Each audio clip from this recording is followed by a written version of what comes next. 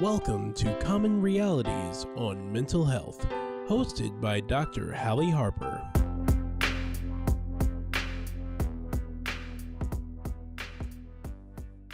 Good afternoon, everyone. My name is Dr. Hallie Harper, and I'm going to be talking to you about coming out of the mental health closet. For many African Americans and people of color, we have dealt with this stigma for many, many generations to come. So I thought it would be really necessary to kind of pinpoint on why, there's such a stigma with African Americans and people of color getting mental health services. So for many in the African American community, our story is one of perseverance and resilience. After all, we did survive slavery. Surely we can survive some sadness and anxiety as it relates to mental health. In this mindset, anything less would be considered spiritual or a moral weakness. So the problem in part is that we often fail to recognize that mental illness is much more than a feeling of melancholy or, feeling anxious. It is not a sign of weakness, and it does not discriminate based on our skin color. We fail to also realize that mental illness is an illness just like cancer, diabetes, and high blood pressure. So African Americans are less likely than whites to seek out treatment and more likely to end up, if they do go for treatment, they're more than likely to end it permanently and temporarily. On the other hand, this is due in part to long-held beliefs related to a stigma of openness and help seeking, which can make African Americans and people of color hesitant to reach out. We've been taught and we've been trained that when something goes on in our household, that we can handle it ourselves. We don't need to go outside the household to seek help. And so if you did go outside the household to seek help, you were looked upon as maybe a snitch or, a troublemaker, whatever. So it was like embedded in us to just keep quiet. And so for decades, we did just that.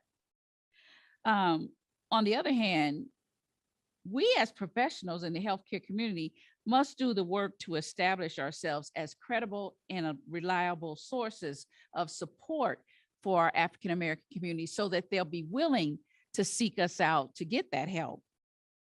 As healthcare providers, also in the age of this whole person care or holistic care, as a lot of are saying today, it is incumbent upon us to determine how we should address and overcome this stigma. If we are to address the social determinants and impact health in communities of color, we must first understand not only the challenges, but the attitudes and the norms regarding these challenges. We must own up to the fact that underserved communities are underserved for a reason. The reason is that we as healthcare providers, we haven't been there.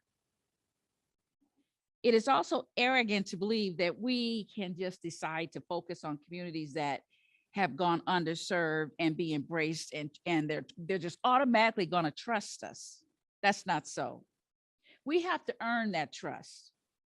We must start by listening and seeking to understand not only communities of color, but all the underserved communities. And when we don't do that, we miss out on giving them the proper information, the proper health care, and also the resources that they need. We must own up to the fact that the underserved communities have been underserved for many, many, many decades. And the only way we're going to touch on those communities, again, like I said, keep this in mind, is we've got to establish that trust. We've got to let them know that we are understanding, that they're not alone. They can depend on us. And by doing that, that's just a start. And we must keep doing that as we go along. We must also change the narrative from a conversation about mental illness to a conversation about mental wellness. Mental health is, after all, more than depression, anxiety, or bipolar disorder. It is your overall emotional and mental well being, including both positive and negative environments or elements that make up this. Communities of color are no different than any other community in that everyone wants to live a healthy life physically, mentally, spiritually, and emotionally. The challenge for community of colors and healthcare providers alike is defining what a healthy community looks like through the stigma of historical adversity, which includes race based discrimination, exclusion from health, education, social, and economical resources. It is only by working together collaboratively and fully engaged partners that we can overcome the challenge. Now, let me just throw in here an article that I read about the racial impacts of COVID-19. The COVID-19 crisis is hurting all our communities, but not equally. The data would allow us to document the pandemic's uneven toll rigorously and incomplete and only now emerging. And it's already clear that communities of color, including children, once again are at the forefront of vulnerability. We've gathered and are updating regularly news links that begin to tell the story of the impact of COVID-19 on Black, Indigenous, and people of color and other racialized communities. These communities have been sounding the alarm about the vulnerabilities imposed on them by systematic bigotry and neglect for a very, very long time. Will our policymakers and all of us collectively hear and respond to the variants and call to action each other this time? Will they? Let me read you a short story. And after I read you this short story, I'm going to give you some questions that I want you to think about. Okay? Whether you want to come out of the closet to people in your life about some unpleasant news, or more broadly, overcome the short term emotional pain of taking an action that would help you achieve your long term goals. Would they think I am crazy? Would they whisper behind my back? Would they never trust me again? These anxious thoughts ran through the head of an individual as they were thinking about making a post to reveal their mental illness to their Facebook friends. Whenever the thought of telling others about their mental illness entered their mind, they felt a wave of anxiety pass through them. Their head began to pound. Their heart sped up. Their breathing became fast and shallow, almost like they were suffocating.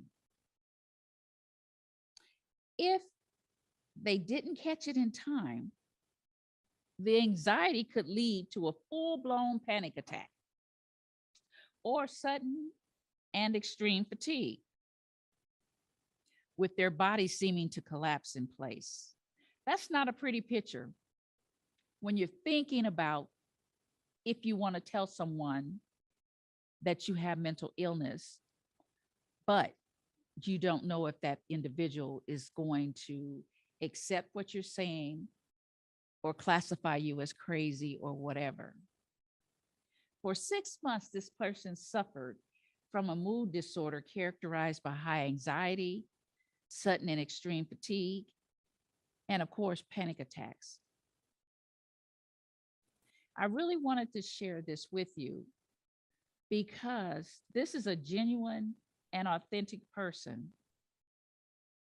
And ironically, the very stigma against mental illness combined with, excessive anxiety responses, made it very hard for this person to share that they had a mental illness. They was very anxious about whether their friends or acquaintances would turn them away, and was very concerned about the impact on their professional career.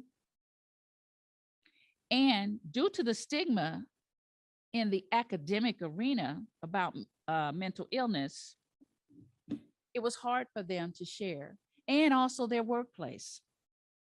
So let me ask you, what can you do? How can you apply this story to your life? Whether you want to come out of the closet to people in your life, or you want to come out the closet to strangers. There's always going to be some unpleasantnesses, but if you do this short term, there could also be some emotional pain with taking short term action. What could you do in the long term? Could you achieve your long term goals? If you do want to achieve long term goals as well as some short term goals, let me give you some strategies. Consider the world where you want to live a year from now, or if that's too long, make it 6 months from now. What would the world look like if you take the action? What would it look like if you did not take the action? And I'm talking about coming out of the closet, talking about your mental illness. Evaluate all the important costs and benefits of each world that you come up with. What world looks the most attractive 6 months or a year from now?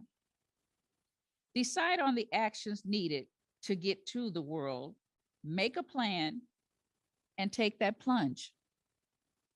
Be flexible about revising your plan based on the new information, such as reactions from others or what happened regarding your sharing about your own condition. Make sure you consider that. And then what do you think? Do you ever experience a reluctance to tell others about something important to you because of your concern about their response? How have you dealt with this problem yourself? Is there any area of your life where an orientation to the short term undermines much higher long-term rewards? Do you have any effective strategies for addressing this challenge? Do you think the strategy of imagining the world you want to live in 6 months or a year from now can be helpful in any area of your life? If so, where and how? In conclusion, quoted by an African-American female doctor named Afa Menon, she stated that this is how to build trust. You have to be present. You have to be involved. You have to be engaged, and you have to be open to listen. Just because I'm Black or a person of color doesn't necessarily mean that I understand. It's not a given that I can relate to the plot of every Black person or person of color, but my presence, my sincerity should allow people to open up and ask the questions that need to be asked as it relates to coming out of the closet with mental health. I am Dr. Hallie Harper, and you can always catch me at 2 p.m. on the first Wednesday of every month.